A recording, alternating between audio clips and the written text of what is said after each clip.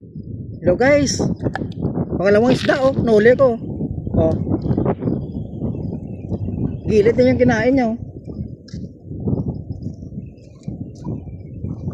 2 kilo. Muntik na palang matanggal. Oo, matanggal lang oh. Muntik na matanggal oh. Gilid lang talaga oh, kinain niya oh. Ano pangalan to? Pakul, ang sarap niyan. Pakul to, pakul. Ilang kilo kaya to? Mga 2 kilo? Tatlo yan, tatlo. 3 kilos. Laki oh.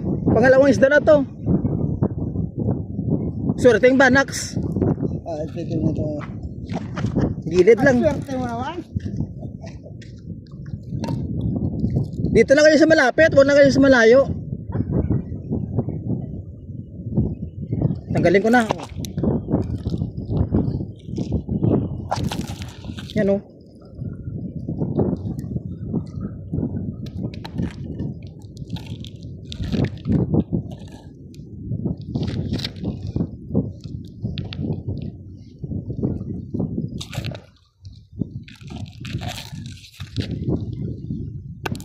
Laki.